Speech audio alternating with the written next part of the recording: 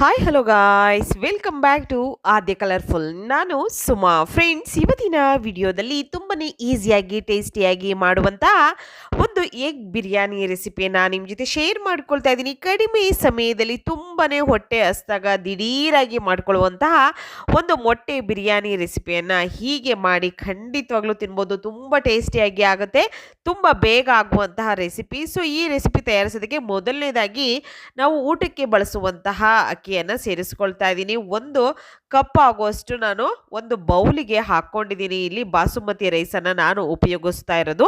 So ನೀವು ಯಾವ ಅಕ್ಕಿಯನ್ನು ಊಟಕ್ಕೆ ಬಳಸ್ತಿರೋ ಅದೇ ಅಕ್ಕಿಯನ್ನು ಉಪಯೋಗಿಸಿ. ಸೊ ನೀರು ಹಾಕಿ ಒಂದು 2 ಸಲ ಚೆನ್ನಾಗಿ ತೊಳೆದು ಅದಾದ ನಂತರ ಅದನ್ನು ಸ್ವಲ್ಪ ನೀರು ಹಾಕ್ಬಿಟ್ಟು ಒಂದು 5 ನಿಮಿಷ 10 ನಿಮಿಷ ರೆಸ್ಟಿಗೆ ಇಟ್ಬಿಡಬೇಕು. ಸೊ ಅದಾದ ನಂತರ ಇವಾಗ ಒಂದು ಕುಕ್ಕರ್ಗೆ ಒಂದು 2 ಸ್ಪೂನ್ ಆಗುವಷ್ಟು ಎಣ್ಣೆ ಹಾಗೆ 1 ಸ್ಪೂನ್ ತುಪ್ಪವನ್ನು ಸೇರಿಸ್ಕೊಳ್ತಾ ಇದ್ದೀನಿ. ಇಷ್ಟು ಕೂಡ ಸ್ವಲ್ಪ ಬಿಸಿ ಆಗಲಿ. ಬಿಸಿ ಆದ ನಂತರ ಇದಕ್ಕೆ ಸ್ವಲ್ಪ ಈರುಳ್ಳಿಯನ್ನು ಹಾಕ್ಕೊಳ್ತಾ ಇದ್ದೀನಿ. ಒಂದು 3 ಈರುಳ್ಳಿಯನ್ನು ನಾನು ದಪ್ಪ ಗಾತ್ರದಲ್ಲಿರುವಂತಹ ಈರುಳ್ಳಿಯನ್ನು ಸಣ್ಣದಾಗಿ ಉದ್ದುದ್ದ ಕಟ್ ಮಾಡಿ ತಗೊಳ್ತಾ ಇದ್ದೀನಿ. ಸೊ ಅದನ್ನು ಚೆನ್ನಾಗಿ ನಾವು ಫ್ರೈ ಮಾಡ್ಕೋಬೇಕಾಗುತ್ತೆ. ಕೆಂಪಗೆ ಆಗೋ ಹಾಗೆ ಫ್ರೈ ಮಾಡಿಕೊಂಡು ಈರುಳ್ಳಿಯನ್ನು ನಾವು ತೆಗಿಬೇಕಾಗುತ್ತೆ. ಸೊ ಫ್ರೆಂಡ್ಸ್, ನೀವ್ಯಾರಾದ್ರೂ ಫಸ್ಟ್ ಟೈಮ್ ನನ್ನ ಚಾನಲ್ಗೆ ವಿಸಿಟ್ ಮಾಡಿದರೆ ಪ್ಲೀಸ್ ನನ್ನ ಚಾನಲ್ನ ಸಬ್ಸ್ಕ್ರೈಬ್ ಮಾಡ್ಕೊಳ್ಳಿ, ಲೈಕ್ ಮಾಡಿ ಮತ್ತು ಹೆಚ್ಚು ಶೇರ್ ಮಾಡೋದಂತೂ ಮರಿಬೇಡಿ. ಸೊ ಇವಾಗ ಈರುಳ್ಳಿ ಚೆನ್ನಾಗಿ ಫ್ರೈ ಆಗ್ತಾ ಇದೆ. ಸ್ವಲ್ಪ ಕೆಂಪಗಾಗಬೇಕು. ಕೆಂಪಗಾದ ನಂತರ ಇವಾಗ ಇದನ್ನು ತೆಗೆದು ಇಟ್ಕೋಬೇಕಾಗತ್ತೆ. ತುಂಬನೇ ಈಸಿಯಾಗಿ ಮಾಡಿಕೊಳ್ಳುವಂತಹ ಒಂದು ಇನ್ಸ್ಟೆಂಟ್ ಎಗ್ ಬಿರಿಯಾನಿ ರೆಸಿಪಿ. ಅದು ನಾವು ಪ್ರೆಷರ್ ಕುಕ್ಕರಲ್ಲಿ ಮಾಡ್ಕೊಳ್ತಿರೋ ಅಂಥದ್ದು. ಕುಕ್ಕರಲ್ಲಿ ತಯಾರಿಸ್ಕೊಳ್ಬೇಕು ಅಂದರೆ ಖಂಡಿತ ದಿಢೀರಾಗಿ ಮಾಡ್ಕೋಬೋದು. ಸೊ ಅದನ್ನು ನಾವು ದಮ್ ಕಟ್ಟಿ ನಾವು ಮಾಡ್ಕೊಳ್ತೀವಿ ಅಂದರೆ ಸ್ವಲ್ಪ ಟೈಮ್ ತಗೊಳುತ್ತೆ. ಇದಾದರೆ ತುಂಬ ಬೇಗ ಆಗುವಂಥದ್ದು. ಮತ್ತು ಈಗ ಇನ್ನೊಂದು ಸ್ಪೂನು ತುಪ್ಪವನ್ನು ಸೇರಿಸ್ಕೊಳ್ತಾ ಇದ್ದೀನಿ. ತುಪ್ಪ ಹಾಕಿದ ನಂತರ ಇದಕ್ಕೆ ಸ್ವಲ್ಪ ಅಚ್ಕಾರದ ಪುಡಿಯನ್ನು ಸೇರಿಸ್ಕೊಳ್ಳೋಣ. ಸ್ವಲ್ಪ ಅಚ್ಕಾರದ ಪುಡಿ ಹಾಗೆ ಸ್ವಲ್ಪ ಉಪ್ಪು, ಅರಿಶಿಣ ಇಷ್ಟನ್ನು ಕೂಡ ಹಾಕ್ಕೊಂಡು ನಾವು ಬೇಯಿಸಿರೋಂಥ ಮೊಟ್ಟೆಯನ್ನು ತಗೊಳ್ಬೇಕಾಗುತ್ತೆ. ಬೇಯಿಸಿರೋ ಮೊಟ್ಟೆಯನ್ನು ಈ ಒಂದು ಇದಕ್ಕೆ ಹಾಕ್ಕೊಂಡು ಕುಕ್ಕರ್ಗೆ ಹಾಕಿ ಚೆನ್ನಾಗಿ ಸ್ವಲ್ಪ ನಾವು ಇದನ್ನು ಫ್ರೈ ಮಾಡ್ಕೋಬೇಕು. ನೋಡ್ತಾ ಇದ್ದೀರಲ್ಲ, ಈ ರೀತಿಯಾಗಿ ತುಪ್ಪದಲ್ಲಿ ಅಥವಾ ಎಣ್ಣೆಯಲ್ಲಿ ಹಾಕಿ ಫ್ರೈ ಮಾಡಿದ್ರೆ ತುಂಬಾ ಟೇಸ್ಟಿಯಾಗಿ ಬರುತ್ತೆ ಈ ಒಂದು ಎಗ್ ಬಿರಿಯಾನಿ ರೆಸಿಪಿ. ಸೊ ನೀವು ಬ್ರೇಕ್ಫಾಸ್ಟಿಗೆ ಅಥವಾ ಸಂಜೆ ಲಂಚಿಗೂ ಕೂಡ ತಯಾರಿಸ್ಕೊಳ್ಳುವಂತಹ ಒಂದು ರೆಸಿಪಿ. ಸೊ ಯಾವಾಗ ಬೇಕು ಅವಾಗಾದರೂ ಮಾಡ್ಕೋಬೋದು. ಬ್ರೇಕ್ಫಾಸ್ಟು, ಲಂಚು, ಡಿನ್ನರ್ ಯಾವಾಗಾದರೂ ನೀವು ಮಾಡ್ಕೊಳ್ಳುವಂಥ ದಿಢೀರಾಗಿ ಮಾಡ್ಕೊಳ್ಳುವಂಥದ್ದು. ಮತ್ತು ಏನಾದರೂ ಚೆನ್ನಾಗಿ ಒಂದು ಬಾಯಿಗೆ ಖಾರವಾಗಿರುವಂಥದ್ದು ತಿನ್ನಬೇಕು ಅನ್ನಿಸ್ದಾಗ ದಿಢೀರಾಗಿ ಈ ಒಂದು ಎಗ್ ಬಿರಿಯಾನಿಯನ್ನು ತಯಾರಿಸ್ಕೊಳ್ಬೋದು. ಸೊ ಈಗ ಅದಾದ ನಂತರ ಪಲಾವ್ ಎಲೆ, ಚಕ್ಕೆ, ಏಲಕ್ಕಿ ಹಾಗೆ ಸ್ವಲ್ಪ ಸೋಂಪು ಇದನ್ನೆಲ್ಲ ಹಾಕಿದ ನಂತರ ನಾನು ಒಂದು ಈರುಳ್ಳಿಯನ್ನು ಸಣ್ಣಗೆ ಕಟ್ ಮಾಡಿ ಹಾಕ್ಕೊಂಡಿದ್ದೆ. 2 ಹಸಿರು ಮೆಣಸಿನಕಾಯಿ ಮತ್ತು 1 ಟೊಮ್ಯಾಟೊವನ್ನು ಕಟ್ ಮಾಡಿ ಈ ರೀತಿಯಾಗಿ ಹಾಕ್ಕೊಂಡು ಚೆನ್ನಾಗಿ ಫ್ರೈ ಮಾಡ್ಕೊಂಡಿದ್ದೀನಿ. ಹಾಗೆ ಒಂದು ಅರ್ಧ ಕ್ಯಾಪ್ಸಿಕಮ್ನು ಕೂಡ ನಾನು ಸೇರಿಸ್ಕೊಳ್ತಾ ಇದ್ದೀನಿ. ಈರುಳ್ಳಿ ನಿಮಗೆ ವಿಡಿಯೋದಲ್ಲಿ ಅದು ಮಿಸ್ ಆಗಿದೆ, ಸೊ ಅದಕ್ಕೋಸ್ಕರ ಮತ್ತೆ ಹಾಕಿ ತೋರಿಸಿದ್ದೀನಿ ಅಷ್ಟೇ. ಅದಾದ ನಂತರ 1 ಸ್ಪೂನ್ ಆಗುವಷ್ಟು ಶುಂಠಿ ಬೆಳ್ಳುಳ್ಳಿ ಪೇಸ್ಟನ್ನು ಸೇರಿಸ್ಕೊಳ್ತಾ ಇದ್ದೀನಿ. ಅಷ್ಟನ್ನು ಹಾಕಿ ಒಂದು ಸಲ ಮಿಕ್ಸ್ ಮಾಡ್ಕೊಳ್ಳೋಣ.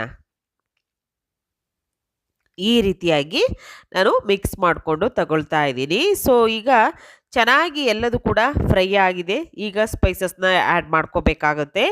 ಸೊ ನಿಮಗೆ ಖಾರಕ್ಕೆ ಅನುಗುಣವಾಗಿ ಅಚ್ಕಾರದ ಪುಡಿಯನ್ನು ಹಾಕ್ಕೊಳ್ಳಿ. ನಾನಿಲ್ಲಿ ಕಾಶ್ಮೀರ್ ರೆಡ್ ಚಿಲ್ಲಿ ಪೌಡರ್ನ ಉಪಯೋಗಿಸ್ಕೊಳ್ತಾ ಇರೋದು. ಅದಾದ ನಂತರ ಒಂದು ಅರ್ಧ ಸ್ಪೂನ್ ಆಗುವಷ್ಟು ಧನಿಯಾ ಪೌಡರ್ನ ಸೇರಿಸ್ಕೊಳ್ತಾ ಇದ್ದೀನಿ. ಯಾವಾಗಲೂ ಕೂಡ ಧನಿಯಾ ಪೌಡರ್ ಅಚ್ಕಾರದ ಪುಡಿಗಿಂತ ಕಮ್ಮಿ ಇರಬೇಕು. ಅದಾದ ನಂತರ ಒಂದು ಅರ್ಧ ಸ್ಪೂನ್ ಆಗುವಷ್ಟು ಗರಂ ಮಸಾಲವನ್ನು ಸೇರಿಸ್ಕೊಳ್ತಾ ಇದ್ದೀನಿ. ಹಾಗೆ ಒಂದು 1/4 ಸ್ಪೂನ್ ಆಗುವಷ್ಟು ಜೀರಿಗೆ ಪೌಡರ್ನು ಕೂಡ ಹಾಕ್ಕೊಳ್ತಾ ಇದ್ದೀನಿ. ಇಲ್ಲಿ ಖಾರಕ್ಕೆ ಅನುಗುಣವಾಗಿ ಎಲ್ಲದನ್ನು ಕೂಡ ನೀವು ಉಪಯೋಗಿಸಿ. ಖಾರ ಸ್ವಲ್ಪ ಕಮ್ಮಿ ಅನ್ನೋ ಥರನೇ ಹಾಕ್ಕೊಳ್ಳಿ, ಜಾಸ್ತಿ ಆದರೆ ತಿನ್ನೋದಕ್ಕೆ ಆಗೋದಿಲ್ಲ. ಸ್ವಲ್ಪ ಅರಿಶಿನ ಹಾಕ್ಕೊಳ್ತಾ ಇದ್ದೀನಿ. ಇಷ್ಟನ್ನು ಹಾಕಿದ ನಂತರ ಇವಾಗ ನಾನಿಲ್ಲಿ 1-1.5 ಸ್ಪೂನ್ ಆಗುವಷ್ಟು biryani powder, chicken biryani powder ಬರುತ್ತಲ್ವಾ, ಸೊ ಅದನ್ನು ಆ್ಯಡ್ ಮಾಡ್ಕೊಳ್ತಾ ಇದ್ದೀನಿ. ಬಿರಿಯಾನಿ ಪೌಡರ್ನ ಮನೆಯಲ್ಲಿ ಕೂಡ ಮಾಡ್ಕೋಬೋದು. ಸೊ ಖಂಡಿತ ಮಾಡೋ ವಿಧಾನ ಹೇಗೆ ಅನ್ನೋದನ್ನು ಬೇಕು ಅಂದರೆ ಖಂಡಿತ ಕಾಮೆಂಟ್ ಸೆಕ್ಷನಲ್ಲಿ ತಿಳಿಸಿ, ನಾನು ತಿಳಿಸ್ತೀನಿ. ಹಾಗೆ ನಮ್ಮಲ್ಲೂ ಕೂಡ ಬಿರಿಯಾನಿ ಪೌಡರ್ ಕೂಡ ರೆಡಿಮೇಡ್ ಬಿರಿಯಾನಿ ಪೌಡರ್ ಕೂಡ ಸಿಗುತ್ತೆ. ನಿಮಗೆ ಬೇಕು ಅಂದರೆ ನಾನು ಇಲ್ಲಿ ಚಾನಲ್ ಲಿಂಕ್ ಡಿಸ್ಕ್ರಿಪ್ಷನಲ್ಲಿ ನಾನು ಹಾಕಿರ್ತೀನಿ, ಒಂದು ಫೋನ್ ನಂಬರ್ ಕೂಡ ಆ್ಯಡ್ ಮಾಡಿರ್ತೀನಿ. ಅದು ಬೇಕು ಅಂದರೆ ನೀವು ಅಲ್ಲಿಂದ ಆರ್ಡರ್ ಮಾಡ್ಕೋಬೋದು. ಬಿರಿಯಾನಿ ಪೌಡರ್ ಹಾಗೆ ಕಬಾಬ್ ಪೌಡರ್ ಎಲ್ಲದು ಕೂಡ ನಿಮಗೆ ಅವೈಲೇಬಲ್ ಇದೆ ಫ್ರೆಂಡ್ಸ್. ಓಕೆ, ಸೊ ಅದಾದ ನಂತರ ಇವಾಗ ಇದಕ್ಕೆ ಒಂದು ಅರ್ಧ ಕಪ್ ಆಗುವಷ್ಟು ಮೊಸರು ಹಾಕ್ಕೊಳ್ತಾ ಇದ್ದೀನಿ. ಮೊಸರು ಹಾಕಿ ಚೆನ್ನಾಗಿ ಮಿಕ್ಸ್ ಮಾಡ್ಕೋಬೇಕಾಗುತ್ತೆ.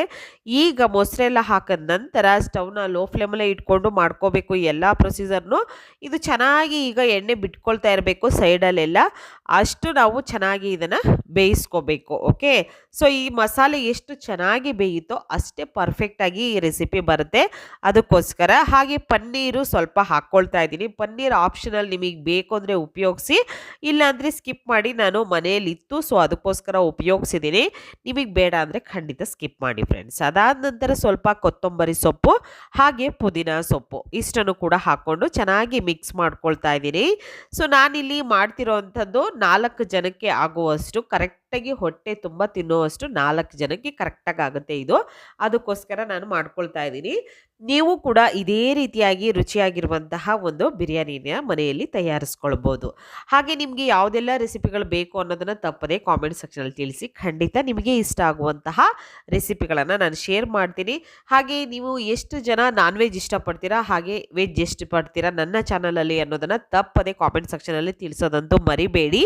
ಸೊ ನಾನ್ ವೆಜ್ ಇಷ್ಟಪಟ್ಟರೆ ಖಂಡಿತವಾಗ್ಲೂ ನಾನು ಜಾಸ್ತಿ ನಾನ್ ವೆಜ್ ರೆಸಿಪಿಗಳನ್ನು ನಿಮ್ಮ ಜೊತೆ ಶೇರ್ ಮಾಡ್ಕೊಳ್ತೀನಿ, ಅದಕ್ಕೋಸ್ಕರ. ಓಕೆ, ಸೊ ಈಗ ನೆನೆಸಿರೋಂಥ ಅಕ್ಕಿಯನ್ನು ನಾವು ಅದನ್ನು ಕೂಡ ಸೇರಿಸ್ಕೊಂಡು ಈಗ ಮಿಕ್ಸ್ ಮಾಡ್ಕೊಳ್ತಾ ಇದ್ದೀವಿ. ಜಾಸ್ತಿ ಮಿಕ್ಸ್ ಮಾಡೋಕ್ಕೆ ಹೋಗಬೇಡಿ, ಇದು ಬಾಸುಮತಿ ರೈಸ್ ಆಗಿರೋದ್ರಿಂದ ಬೇಗ ಕಟ್ಟಾಗ್ಬಿಡುತ್ತೆ ನೆನೆಸಿರೋದ್ರಿಂದ. ಸೊ ಅದಕ್ಕೋಸ್ಕರ ಒಂದು ಸಲ ಈ ರೀತಿ ಮಿಕ್ಸ್ ಮಾಡಿಬಿಡಿ ಸಾಕು. ಜಾಸ್ತಿ ಅದನ್ನು ಮಿಕ್ಸ್ ಮಾಡ್ತಾ ಇದ್ದರೆ ಪೊಂಗಲ್ ಥರ ಆಗಿಬಿಡುತ್ತೆ.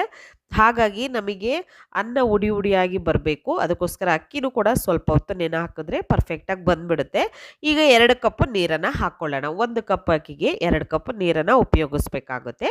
ಸೊ ನೀವು ಮಾಮೂಲಿಯಾಗಿ ಎಷ್ಟು ಮನೆಯಲ್ಲಿ ಬೇಕು ಅಂದರೆ ಜಾಸ್ತಿ ಮಾಡ್ಕೊಳ್ತೀರಲ್ವ, ಆ ಕ್ವಾಂಟಿಟಿಯಲ್ಲಿ ನೀರನ್ನು, ಅಕ್ಕಿ ಮತ್ತು ನೀರನ್ನು ಸೇರಿಸ್ಕೊಳ್ಳಿ. ಈಗ ಚೆನ್ನಾಗಿ ಮಿಕ್ಸ್ ಮಾಡಿಕೊಂಡು ಅದಾದ ನಂತರ ಬೇಕು ಅಂದರೆ ಇದಕ್ಕೆ ಸ್ವಲ್ಪ ಮೆಂತ್ಯ ಸೊಪ್ಪನ್ನು ಕೂಡ ನೀವು ಆ್ಯಡ್ ಮಾಡ್ಕೊಬೋದು ಇದ್ದರೆ. ಮತ್ತು ಸ್ವಲ್ಪ ನಾನು ಇವಾಗ ಕಸೂರಿ ಮೇಥಿಯನ್ನು ಹಾಕ್ಕೊಂಡಿದ್ದೀನಿ ಮತ್ತು ಸ್ವಲ್ಪ ಕೊತ್ತಂಬರಿಯನ್ನು ಸೇರಿಸ್ಕೊಂಡು ಈಗ ಒಂದು ಒಳ್ಳೆ ಮಿಕ್ಸನ್ನು, ಮೊಟ್ಟೆಯನ್ನು ಹಾಕಿ ಮಿಕ್ಸ್ ಮಾಡಿಕೊಂಡು ಬಿಟ್ಬಿಡೋಣ. ಇದನ್ನು ಚೆನ್ನಾಗಿ ಮಿಕ್ಸ್ ಆಗಿಬಿಡಲಿ. ಇದು ಚೆನ್ನಾಗಿ ಕುದಿ ಬರ್ತಾ ಇದೆ ನೋಡಿ, ಈ ರೀತಿ ಕುದಿ ಬರ್ತಾ ಇರಬೇಕು. ಆಗ ಮತ್ತೆ ನಾವು ಈಗ ಎಣ್ಣೆಯಲ್ಲಿ ಫ್ರೈ ಮಾಡಿರುವಂಥ ಈರುಳ್ಳಿ ಇದೆಯಲ್ಲ, ಆ ಈರುಳ್ಳಿಯನ್ನು ಸ್ವಲ್ಪ ಹಾಕ್ಕೊಳ್ತಾ ಇದ್ದೀನಿ. ಹಾಕಿ ಚೆನ್ನಾಗಿ ಮಿಕ್ಸ್ ಮಿಕ್ಸ್ ಅಂದರೆ ಚೆನ್ನಾಗಿ ಮಿಕ್ಸ್ ಮಾಡೋಕ್ಕೆ ಹೋಗಬಾರ್ದು, ಒಂದು ಸ್ವಲ್ಪ ಮಿಕ್ಸ್ ಮಾಡಬೇಕಷ್ಟೇ. ಇದು ಈಗ ಕುದಿ ಹತ್ತುತ್ತಾ ಇದೆಯಲ್ವಾ, ಈಗ ತಳ ಹಿಡಿದಿದೆಯಾ ಇಲ್ವಾ ಅಂತ ಒಂದು ಸಲ ನೋಡ್ಕೊಂಬಿಟ್ಟು ನೀವು ಮುಚ್ಚಬೇಕಾಗುತ್ತೆ. ಈಗ ಒಂದು ಅರ್ಧ ಹೋಳು ನಿಂಬೆ ಹಣ್ಣಿನ ರಸವನ್ನು ಸೇರಿಸ್ಕೊಳ್ತಾ ಇದ್ದೀನಿ. ಇಷ್ಟನ್ನು ಹಾಕಿ ಈಗ ದಿಢೀರಾಗಿ ಮಾಡ್ಕೊಳ್ಳುವಂಥ ರುಚಿಯಾಗಿರುವಂತಹ ಎಗ್ ಬಿರಿಯಾನಿ ರೆಸಿಪಿ ರೆಡಿ ಆಗ್ತಿದೆ. 2 ವಿಷಲ್ ಮಾಡಿಸ್ಕೊಂಡಿದ್ದೀನಿ. 2 ವಿಷಲ್ ಆದ ನಂತರ ಓಪನ್ ಮಾಡಿ ತೋರಿಸ್ತಾ ಇದ್ದೀನಿ. ವಿಷಲ್ ಹೋದ ನಂತರ ನೋಡ್ಬೋದು ಅನ್ನ ಕೂಡ ಪರ್ಫೆಕ್ಟಾಗಿ ಆಗಿದೆ. ಸ್ವಲ್ಪನೂ ಜಾಸ್ತಿ ಬೆಂದಿಲ್ಲ, ಸ್ವಲ್ಪನೂ ಕಮ್ಮಿ ಬೆಂದಿಲ್ಲ, ಪರ್ಫೆಕ್ಟಾಗಿ ಆಗಿದೆ ಫ್ರೆಂಡ್ಸ್. ಇದೇ ವಿಧಾನದಲ್ಲಿ ನೀವು ಕೂಡ ಮನೆಯಲ್ಲಿ ತಯಾರಿಸಿ ಆಗಿರುವಂತಹ ಎಗ್ ಬಿರಿಯಾನಿನ ತಟ್ಟೆಗೆ ಸರ್ವ್ ಮಾಡ್ಕೊಳ್ತಾ ಇದ್ದೀನಿ. ನೀವು ಇಷ್ಟು ರುಚಿಯಾಗಿರುವಂಥ ಈಸಿಯಾಗಿರುವಂತಹ ಒಂದು ಕಡಿಮೆ ಸಮಯದಲ್ಲಿ ಮಾಡುವಂತಹ ದಿಢೀರ್ ಮೊಟ್ಟೆ ಬಿರಿಯಾನಿಯನ್ನು ಈ ರೀತಿಯಾಗಿ ಮಾಡಿ ತಿಂದರೆ ಮತ್ತೆ ಮತ್ತೆ ತಿನ್ನಬೇಕು ಅನಿಸುತ್ತೆ. ಟೇಸ್ಟ್ ಅಂತೂ ಅಷ್ಟು ಅದ್ಭುತವಾಗಿ ಇರುತ್ತೆ ಅಂತಲೇ ಹೇಳ್ಬೋದು. ಸೊ ಇವತ್ತಿನ ಈ ಒಂದು ಎಗ್ ಬಿರಿಯಾನಿ ನಿಮಗೆಲ್ಲರಿಗೂ ಕೂಡ ಪ್ರೆಷರ್ ಕುಕ್ಕರಲ್ಲಿ ಮಾಡುವಂಥ ಎಗ್ ಬಿರಿಯಾನಿ ನಿಮಗೆಲ್ಲರಿಗೂ ಇಷ್ಟ ಆಗಿದೆ ಅಂತ ನಾನು ಭಾವಿಸ್ತೀನಿ. ಇಷ್ಟ ಆಗಿದ್ರೆ ಚಾನಲ್ನ ಸಬ್ಸ್ಕ್ರೈಬ್ ಮಾಡ್ಕೊಳ್ಳಿ, ಲೈಕ್ ಮಾಡಿ, ಶೇರ್ ಮಾಡಿ. ಇವತ್ತಿನ ಈ ವಿಡಿಯೋನ ಇಲ್ಲಿಗೆ ಮುಗಿಸ್ತಾ ಇದ್ದೀನಿ. ಮತ್ತೆ ಇನ್ನೊಂದು ಹೊಸ ವಿಡಿಯೋ ಜೊತೆ ಬರ್ತೀನಿ. Bye bye. See you.